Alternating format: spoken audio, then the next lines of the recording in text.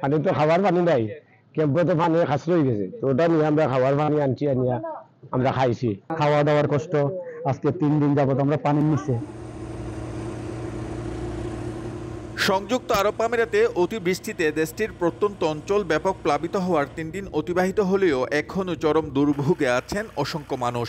বিশেষ করে নিম্নাঞ্চলে জলবদ্ধতার কারণে খাদ্য ও বাসস্থান সংকটে কষ্টে আছেন শত শত মানুষ।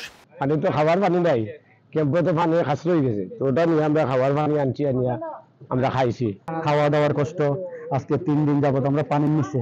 এই ভয়াবহ পরিস্থিতি আমরা কনসুলেট জেনারেলকে এখানে নিয়ে আসছি, এখানে ঘোরাঘুরির মধ্যে এখানে অবস্থা অনেক বেশি খারাপ। এদিকে নিজ দেশের নাগরিকদের দুর্ভোগ থেকে বাঁচাতে ভারত ও পাকিস্তানের দূতাবাস উদ্যোগ নেওয়ার পর শুক্রবার বিকেলে শারজাহ ও আজমানের বিভিন্ন এলাকা পরিদর্শন করেছেন বাংলাদেশ কনসুলেটের কনসাল জেনারেল জামাল হোসেন।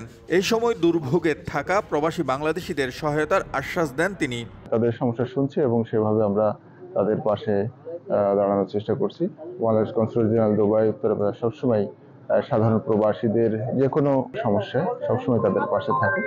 তা আমরা বাংলাদেশ কনসুলেটের পক্ষ থেকে তাদের পাশে আছি। 1, 2, 3 ঢাকায় জমি জিতে নিন 100% ক্যাশব্যাক সহ 20 কোটি টাকার পুরস্কার। এদিকে সংযুক্ত আরব আমিরাতের অন্যতম শহর দুবাইতে স্বাভাবিক অবস্থা ফিরে এসেছে। গাড়ি ও মেট্রো চলাচল করছে আগের নিয়মে। বিমানবন্দরের সংকটও কেটেছে অনেকটা। তবে শারজাহ ও আজমানের নিচু এলাকায় শ্রমিক ক্যাম্প এবং শিল্প এলাকায় পানি ঢুকে পড়ায় নিষ্কাশনে বেগ পেতে হচ্ছে স্থানীয় প্রশাসনকে। ফলে ওই অঞ্চলে বসবাসকারী হাজার হাজার মানুষ চরম দুর্ভোগ পোহাচ্ছেন।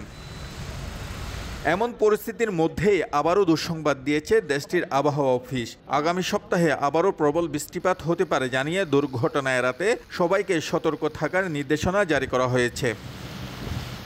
শিবলাল সাদিক, সময় সংবাদ, সংযুক্ত আরব আমিরাত।